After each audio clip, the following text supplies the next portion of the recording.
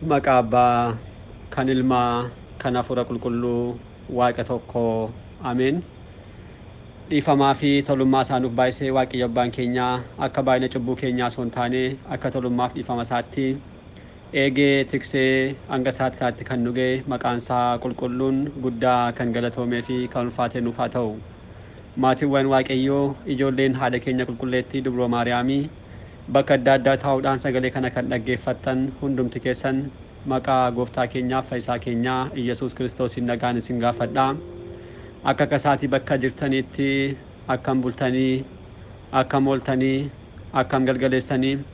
Ameen. Galateeffamuun amala uumaa keenyaa fayyisaa keenyaa Iyyasuus Kiristoos kan ta'e maqaan isaa baddaa samii irratti afaan qulqulloota ergamoota isaatiin afaan qulqulloota abbootii keenyaa harmoolii keenyaadhaan kan galateeffamu nu birattis guddaa kan galatoomeef kan ulfaate nuuf haa ta'u. Deessuu gooftaa keenyaa haadha hunduma keenyaa qulqulleettii Dubroo Maariyaamii akkasumas qulqulloota ergamoota Waaqayyoo qulqulloota abbootii keenyaa harmoolii keenya hunduma isaaniidhaaf akka kennaa isaaniitti galannii fi ulfinni guddaan isaaniif haa ta'u. Egaan maatiiwwan Waaqayyoo barumsa keenyaa jireenyaa fi hojii gaarii kiristaanummaadhaan boqonnaa ja'affaadhaa barachaa kan jirru. Boqonnaa kanaan kutaa darbe kutaa sadaffaa keessatti egaa akkuma yaadannu keessummaa simachuudha ilaallee kan turre kiristaanummaa keessatti kiristaanota hunduma keenya irraatu kan eegamu jireenya kiristaanummaa keenya keessatti raawwachuu kan qabnuudhaa fi gooftaan keenyas immoo bara dhufaatii isaa kan inni nu gaafatu keessaa tokko ta'uunsaa baranneerraa akkasumas immoo keessummaa yeroo simannu jaalala namaaf qabnu karaa ittiin agarsiisnu kan jalqabaati jenneerraa. Egaan wanta hundumaa caalaa seera kenname hundumaa kan caalu maadha? Jaalaladha. Namni namaaf jaalala yoo qabaate nama kana ni simata. Seera hundumaa raawwachuudhaaf salphaa ta'a jechuudha namni nama jaallatu. Isa dhugaadha jaalalli wanta hundumaa of keessatti kan qabattudha.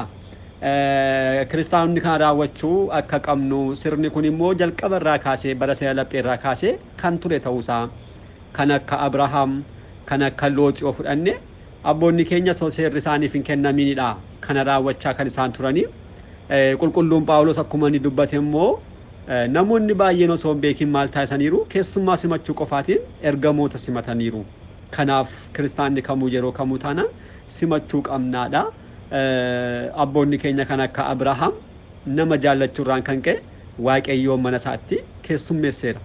Darbee Looxis nama jaallachuudhaan keessummaa jaallachuurraa kan ka'e ergamoota Waaqayyoo mana isaatti keessummeesseera.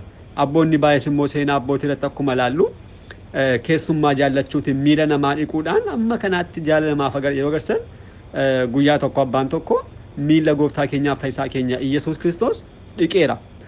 Innaa wantoonni baay'een Waaqayyoos ergamoonnis karaa adda addaa nama keessummaa simatu nama keessummaa jaallatutti ni mul'atu jechuudha. Kun maaliifidha? Namni keessummaa jaallatu nama jaallata waan ta'eedhaafidha. Kun immoo jaalala qabaadha. Jaalalli immoo sadarkaa qulqullummaa keessaa sadarkaa guddaatti kan argamudha. Nama jaallachuun Waaqayyoon jaallachuun sirna hundumaa kan of keessatti qabatu waan ta'eedhaaf namoonni kan raawwatan yeroo baay'ee Waaqayyoon iyyuu amma arguutti ni ga'u jechuudha. Kanaaf kiristaanummaa keessatti yoomuu taanaan kana raawwachuun akka nurraa eegamudha kan baranne. Guyyaa har'aa immoo kutaa afuraffaadhaan yaadannoo kan jedhudha kan barannu zikir kan jennu jechuudha. Kana barannaa Waaqayyo Abbaan keenya nu barsiisuun fedhaa fayyama isaa nuuf haa ta'u. Egaan yaadannoo yeroo jennu barumsoota keenya kutaawwan darban keessatti kan ilaalle maal ture? Xoofoo baranneerra. Xoofoon egaa mana kiristaanaa keessatti tokkummaadhaan kiristaanonni kan raawwatanidha. Yaadannoon garuu mana manatti qofaattis haa ta'u haala barbaadeen kan raawwatamudha. Yaadannoo gaafa jennu gaafa hiikkaasaa keenya jechuudha. Yaadate yookiin immoo maqaa waame jennee hiikuu kan dandeenyu yommuu ta'u waadaa Waaqayyoo qulqullootaaf kenneen yaadannoo qulqullootaa kan ittiin taasisudha yaadannoo jechuun.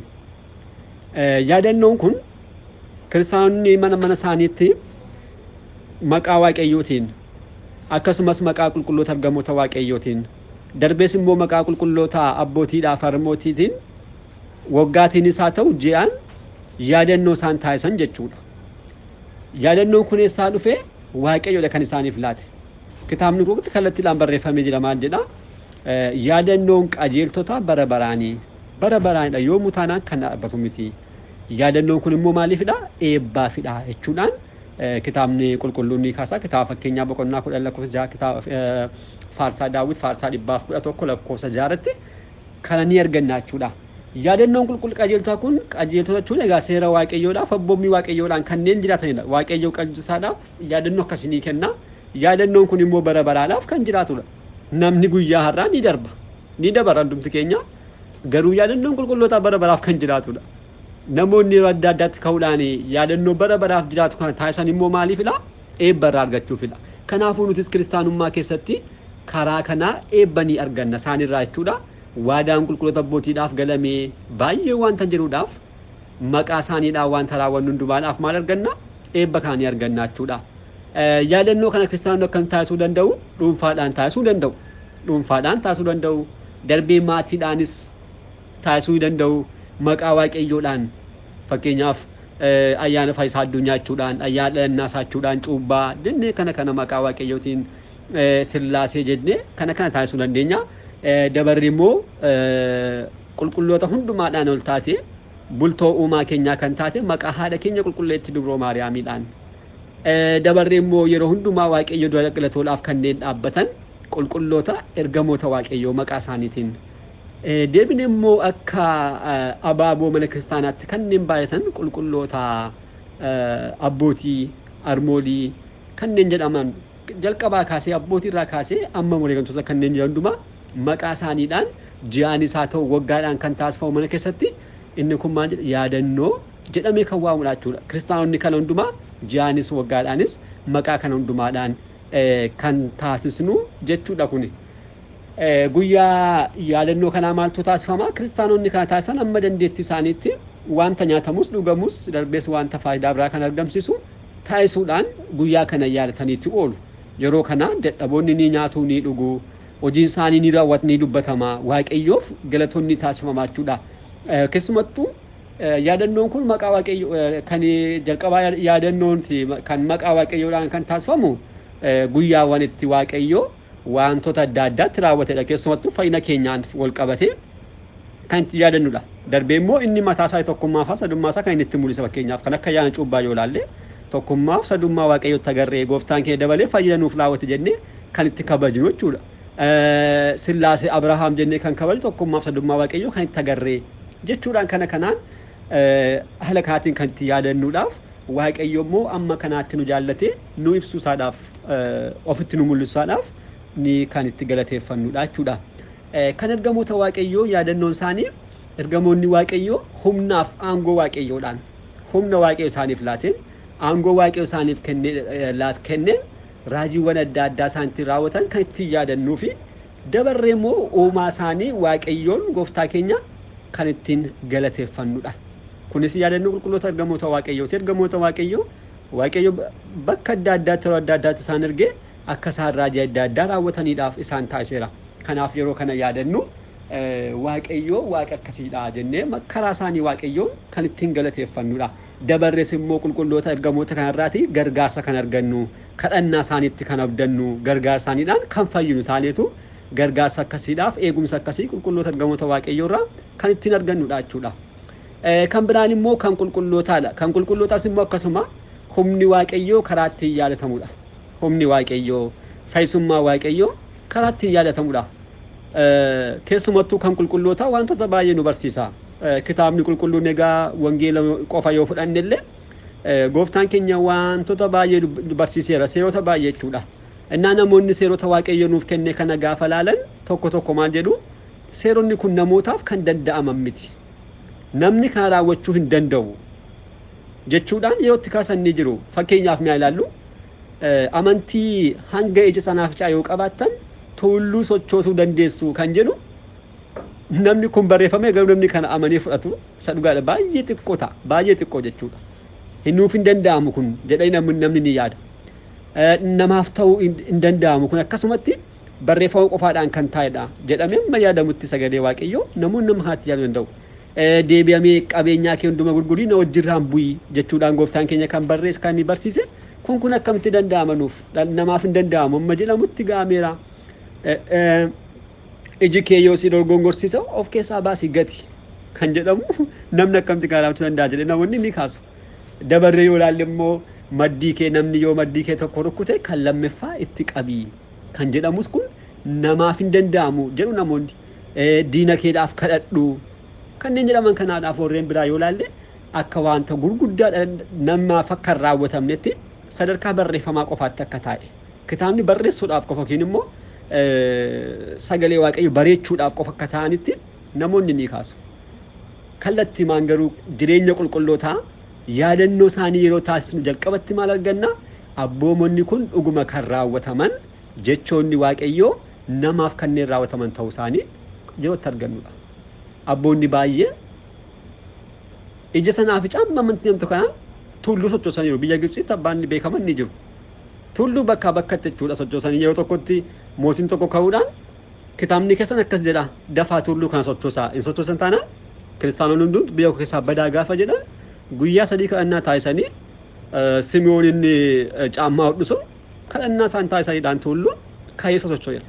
Kun taasifameera. Darbee qabeenyaa kennuu gurguriitu na wajjin bu'i kan akka Abrahaam yoo laalle akka abbaa Abrahaam jechuudha qabeenyaa qofa gurguruu miti mataa isaanii of gurguraniitu dadhabootaaf kanneen kennanidha. Mataa isaanii jechuudha mataa of gurguranii dabarsanii kennu. Duukaa boota waaqayyo keessaa kan akka qulqullichi Bartalemiyoos gurgurameera. Gurguramee biyya biraatti gatiin itti gurgurame dadhabootaaf kennameera. Annaa kan qaban gurguruu qofa osoo hin taane mataa ofii isaanii qulqulloonni abboonni keenya gurguraniiru. Yaadannoon isaanii gaafa taasifamu kunoo kanatti tarreeffamaa jechuudha. Kanas seeneffama. Dabarree yoo laallu ija kee keessaa baasii gati Simi'oon kana jalqaba kan sun ija isaaf keessaa nama baasedha. Abbaan tokkos immoo miila isaanii dubartii tokko duukaa ejjaan hin kufu hawwii ejjaadhaan hin kufachuudhaan miila isaanii abiddarra kaa'aniitu amma gubanii foolii mana keessa jiru sana foolii urgaa'aa sana foolii ajaa kanaan balleessaniiru. Amma kanatti kanneen ga'an qulqulloonni abboonni. Diina keedhaaf kadhadhuudha abboonni baay'een kan inni raawwatu. Maddii kan biraatti qabii boota adda addaatti kun taasifamaa tureera. Innaa yaadannoo qulqullootaa gaafa taasisnu kanneen akkasiin kun ni ka'u. Seenaan isaanii dubbifama. Yeroo kana dhuguma sagalee waaqayyoo guutummaan guututti akka raawwannuudhaaf kan nuuf taasifame nuti kan dandeenye nuuf kenname malee waaqayyoo kan nuti hin dandeenye nu qoruudhaaf nuuf hin laanne. Seeronni waaqayyoo nuuf kan kennaman maaliifidha? Akka ittiin fayyinuufidha malee waaqayyoo nu kuffisuudhaaf miti. Kun immoo nuuf jedhamee kan kennamedha. Jireenya qulqulloota abboota keenyaa yaadannoo isaanii yeroo taasisnu jalqaba irratti kun ijoollee waaqayyoodhaaf dhaloota bara sana jiru hundumaadhaaf maal ta'a ni dubbifamaa jechuudha. Hojiin isaanii dubbifamaaf kana booda dhuguma sagalee waaqayyoo sirrii ta'uusaa gargaarsa isaaniidhaan akka isaan kan raawwatan immoo kan isaan taasise waaqayyoo karaa isaanii maal ta'a ni galateeffatamaa jechuudha. Kanaaf yaadannoo abboota keenyaa gaafa taasisnu kun ni argama. Dabarree immoo daandii isaanii akka hordofnuudhaaf isaan biyya lafaa nuti irra jiraannu jiraachaa turanii wanti nuti guyyaarraa nu qoratamu dura isaanis qoraa turanii sana keessa taa'uudhaan kana yoo raawwatan nuti guyyaarraa maal ta'uu qabna jennee mataa keenya daandii isaanii irra akka qabannuudhaaf nu taasisaa. Dabarree immoo eebba kallattiidhaan eebba isaanii irraatu ni arganna waadaa isaaniif galame irraa jechuudha. Gooftaan keenya jechasaa jiraata bara baraadhaan maal jedheedha. Isaan xixiqqoo kana keessaa tokkoof maqaa duuka bu'aa kootiin bishaan qorraa qofa kan obaasu dhugaan isiniin jedhaa gatii isaa hin dhabu jechuudhaan jecha gooftaa keenyaa qulqullichi Maatiyuus wangeela isaa boqonnaa 10 lakkoofsa 42ffaatti barreesseera. Kanaaf waadaa kanarraatu yaadannoo qulqullootaa gaafa taasisnu kiristaanonni ni qooddannaa jechuudha waadaa isaanii irraatu. Yaadannoo kana yeroo taasisnu immoo akka kana taasisnuudhaaf maqaa isaaniidhaan akka faarfannuuf maqaa isaaniidhaan bishaan qorraa akka laannuuf nyaata isaa ta'u uffata isaa ta'u wanta barbaanne akka taasisnu kan isaaniif taasise waaqayyoodha. Maqaan isaanii kun immoo maqaa ammumaa kana osoo hin taane maqaa bara baraaf jiraatu yaadannoo mana waaqayyoo hundumaa kan isaaniif taasifamudha. Kanas kitaabni qulqulluun kallattiidhaan maal jedha? Mana koodhaaf dallaa koo keessatti maqaa yaadannoo dhiirotaaf shamarran hundarra kan caalu isaaniif nan kennaa maqaan banne maqaa bara baraa isaaniif nan kennaa jechuudhaan waaqayyo dursee karaa raajicha Isaayyaas kan dubbate raajii isaas boqonnaa 56 lakkoofsa 5ffaatti ni arganna. Kanaafuu yaadannoon qulqullootaa waaqayyo kan isaaniif kennedha. Yaadannoon kun immoo guyyaa har'aa nuti hin dabarraa inni garuu bara baraaf yeroo hundumaa taanaan maqaan isaanii yaadatamaa kan jiraatudha jechuudha. Qulqulleetti mana kiristaanaa keenya egaa kan hundumaa kiristaanonni yaadannoo qulqulloota abbootii keenya harmoolii keenya kan wareegamtootaa kan duuka bu'ootaa kan raajotaa kan abbootii kan ergamoota waaqayyoo kan haadha keenya qulqulleetti dubroo maariyaamii dabartees immoo kan waaqayyoo yeroo akka raawwannuudhaaf kiristaanonni kan raawwatanii akka argataniidhaaf nu barsiisti jechuudha. Kana hundumaa kan nuuf taasise isa dhugaadha mana kiristaanaa akkasii kan nuuf kenne waaqayyo abbaa keenyaaf galannii fi ulfinni guddaan isaaf haa ta'u. Egaan walumaa galatti barumsi keenya jireenya gamtaa kiristaanummaa kiristaanonni wajjirraan taasisan amma ammaatti kan barannedha. Barumsi keenya kutaan itti aanu boqonnaa kan biraati jireenya gamtaa kiristaanotaa naannoo keenya waliinoo akkamitti jiraachuu qabna. Kan dura kiristaanonni kiristaana wajjirraan haala kamiitiin akka jiraannu kanneen kaasaa turre hundumtuu kiristaanonni waliin kan raawwannudha. Amma immoo kiristaanonni naannoo keenya wajjirraan guutummaa akka biyyaattis haa ta'u akka ollaa namoota amantaa adda addaa kan jiran wajjinis haa ta'u kiristaanni maal fakkaachuu qaba kan jedhu boqonnaa taanuun kan eegalludha kan ta'u. Har'aaf asuma irratti nu haa ga'u abbaa sagalichaa kan ta'e waaqayyo abbaa keenyaaf galannii fi ulfinni guddaan isaaf haa ta'u.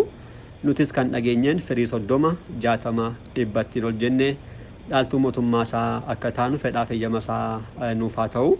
Kutaattaanu hanga deebi'utti nagaa waaqayyootiin turtii gaarii galanni waaqayyoof.